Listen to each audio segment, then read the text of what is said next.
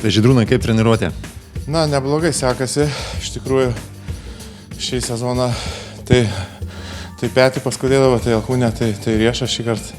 Šiandien nieks neskauda, tai ir nuotaika geresnė. Kiekvienos treniruotės vedi užrašus, kodėl? Kiekvieną treniruotę užsirašinėjau 20 metų, kadangi sunku atsiminti būtų, ką 20 metų sportavai, o iš savo treniruočių lengviausia numatyti metodiką ateičiai. Iš tikrųjų, stengiuosi kiekvienais metais žiūrėti, ką dariau pernai tuo pačiu laiku ir šiek tiek pakelti daugiau negu pernai. Tai toksai gaunasi visą laiką šioks toks ėjimas į priekį.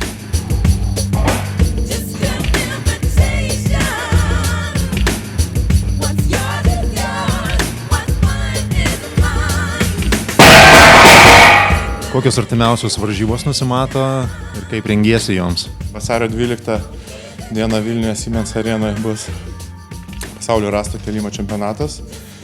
Norėtųsi ten puikiai pasirodyti ir už 3 savaičių po to vyks Arnold Classic turnyras, vienas iš pagrindinių varžybų šiais metais.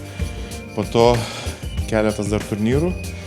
Po to visas dėmesys bus nukreiptas pasaulio čempionatą, kuris vyks rugsėjo mėnesį. Taigi pagrindiniai 3 startai: pasaulio rasto kėlimo čempionatas, Arnold Classic turnyras ir pasaulio galiūnų čempionatas. Ir kokius tikslus keli savo?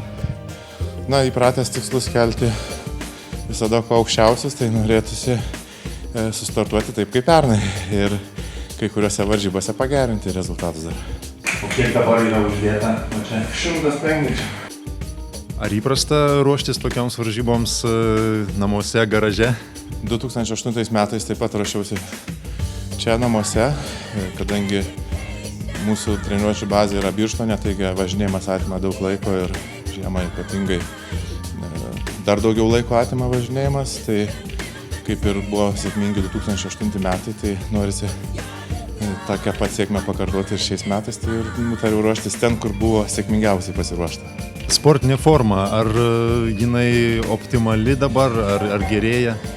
Sportinė forma yra pagal planą, kaip ir tokiu laiku turėtų būti. Aišku, aukščiausias pikas numatytas Arnold Classic metu už 4 savaičių. Tačiau Siemens arenoje bandysime kažką irgi pademonstruoti, bent jau neblogą sportinę formą.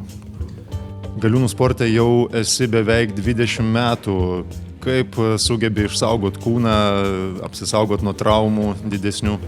Na, po didelių traumų, kurias patyriau 2001 metais, iš tikrųjų paskui buvo visas dėmesys, kad nepatyr daugiau tokių traumų, kol kas neblogai sekasi. Iš tikrųjų 20 metų vasario mėnesį kaip tik sukanka, kada dalyvauju galiūnų varžybose. Tai iš tikrųjų ilgas periodas ir dar planuoju dalyvauti.